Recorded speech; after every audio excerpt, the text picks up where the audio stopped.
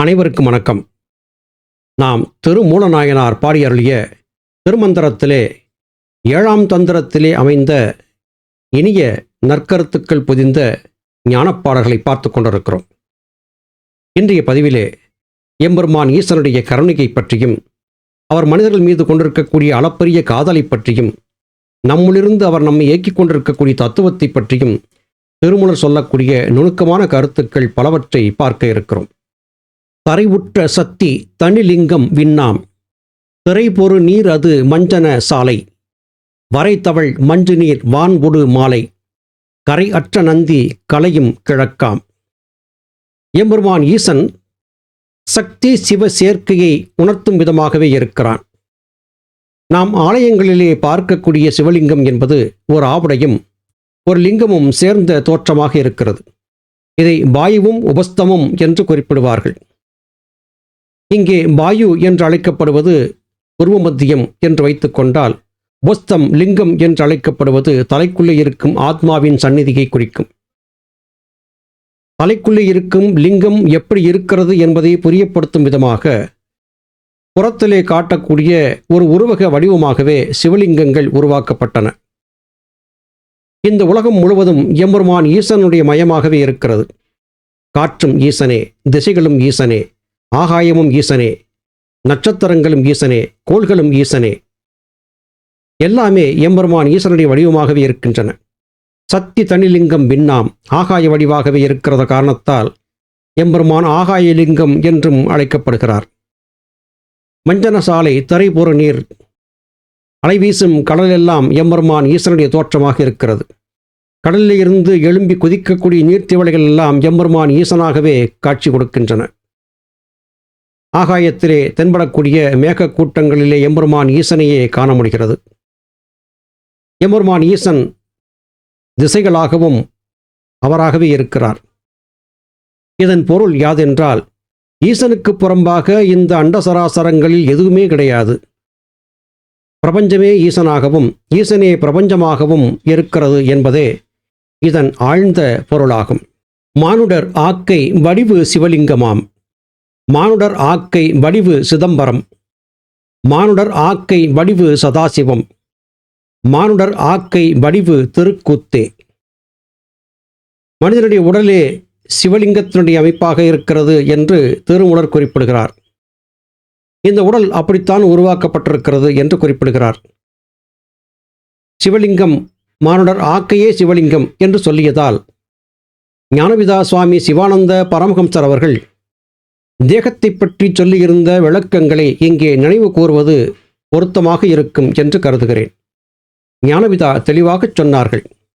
உடல் சரீரம் என்று எதை சொல்லலாம் என்றால், அது ஜீவசக்தியாகிய வாயுவைத்தான் சொல்ல முடியும் என்று குறிப்பிடுகிறார். காரணம், ஜீவன் என்கிற ஒன்று இல்லாது போய்விட்டால் இந்த உடலை பற்றிய சிந்தனை இல்லாதாகும். இந்த உடலை பார்க்க முடியாது, தொட்டு அறிய முடியாது, புலன்களை கொண்டு நாம் பார்க்கும் இந்த உலகில் இயங்க முடியாது.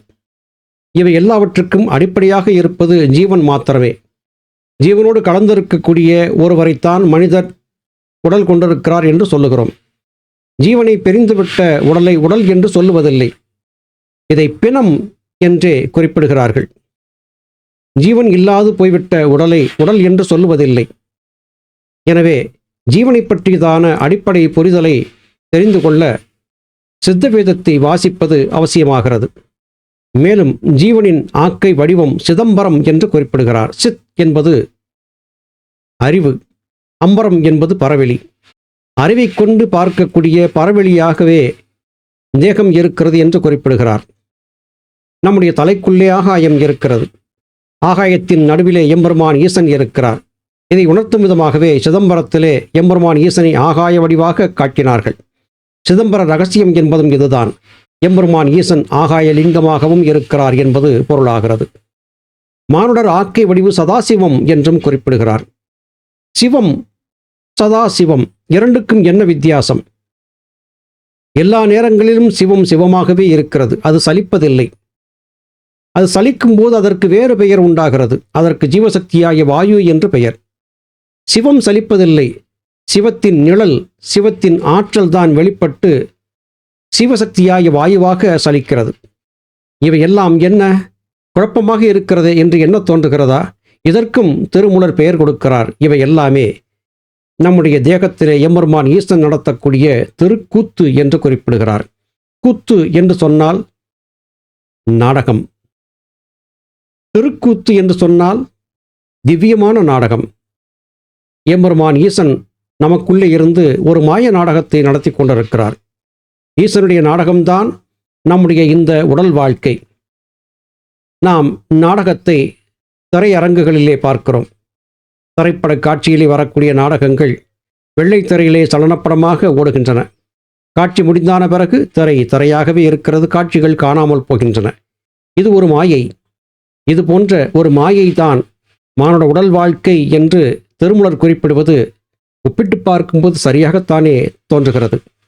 உளந்திலர் பின்னும் உள் என நிற்பர், நிலம் தரு நீர்த்தொழி ஊன் அவை செய்ய, புலந்தரு பூதங்கள் ஐந்தும் ஒன்றாக, வளம் தரு தேவரை வந்தி செய்வீரே. திருமூலர் பற்பல கருத்துக்களை சூசகமாகவும் வெளிப்படையாகவும் பேசுகிறார். உளந்திலர் பின்னும் உள் என நிற்பர். இந்த உலக மக்களுக்கு எத்தனைதான் இந்த ஞானத்தை பற்றி தெளிவாக எடுத்துச் சொன்னாலும் அவர்கள் அத்தனை சுலபத்தை அவற்றை உணர்ந்து கொள்ளக்கூடியவர்களாக இல்லை. அதன் பிறகும் கூட ஏதோ ஆலயங்களில்தான் ஈஸ்வரன் இருக்கிறான், ஈஸ்வரனுக்கும் நமக்கும் எந்த விதமான சம்பந்தமும் இல்லை என்று கருதுகிறார்கள். அதாவது இறைவன் வேறு, மனிதன் வேறு, ஜீவாத்மா வேறு, பரமாத்மா வேறு, இந்த இரண்டும் ஒன்றாக இணைய முடியாது என்று பலர் கருதுகிறார்கள். எத்தனை விளக்கங்களை சொன்னாலும் அவர்களுடைய மனம் என்னவோ திரும்ப திரும்ப உலகாயுதமாகவே சஞ்சரிக்கிறது. நிலந்தரு நீர்த்தொழி ஊன் அவை செய்ய, புலந்தரு பூதங்கள் ஐந்தும் ஒன்றாக, பலந்தரு தேவரே வந்தி செய்வீரே.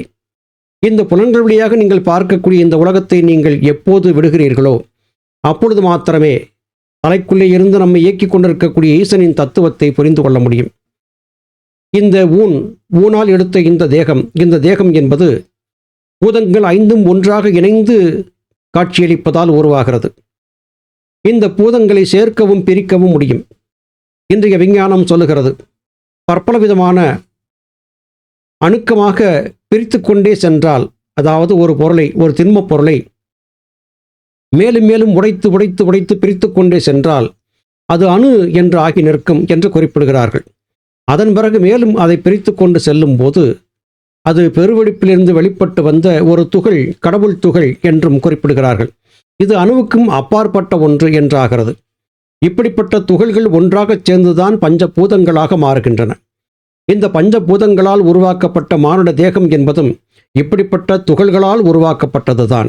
அந்த துகள்களுக்குள்ளே துகளாக இருக்கக்கூடிய பராபர தத்துவம் அல்லது ஈஸ்வர தத்துவம், சிவ தத்துவம் என்பதே சகல உயிர்களிலும் இருந்து இயக்கிக் கொண்டிருக்கிறது.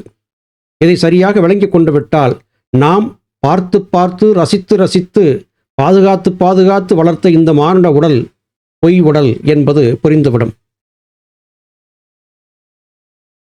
கோயில் கொண்டு அன்றே குடிகொண்ட ஐவரும், வாயில் கொண்டு ஆங்கே வழி நின்று அருளுவர், தாயில் கொண்டாற்போல் தலைவன் என் உட்புக, வாயில் கொண்டு ஈசனும் ஆளவந்தானே.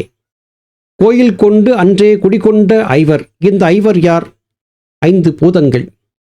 இந்த 5 பூதங்கள் ஒரு கோயிலாக மாறி அந்த கோயிலுக்குள்ளே கருவறையிலே எம்பெருமான் ஈசனை பிரதிஷ்டை செய்தன. வாயில் கொண்டு அங்கே வழி நின்று அருள்வர். இந்த ஆலயத்தின் வாயிலிலே காத்திருந்து ஆலயத்திற்கு வழிபட வருபவர்களை ஆற்றுப்படுத்தி நெறிப்படுத்தி இப்படித்தான் வழிபட வேண்டும் என்று சொல்லிக் கொடுக்கக்கூடிய ஞானகுருமார்கள், சித்தர்கள், மகான்கள் அந்த வாயிலிலே காத்திருக்கிறார்கள். தாயில் கொண்டாற்போர் தலைவன் என் உட்புக. தாய் வீடு என்பது எல்லோருக்கும் மகிழ்ச்சியை தரக்கூடியது. நாம் நம்முடைய வீட்டை விட்டு வெளியேறி பற்பல இடங்களுக்கு சுற்றுலா சென்று வருகிறோம். பற்பல உறவினர்கள் வீடுகளுக்கும் சென்று வருகிறோம்.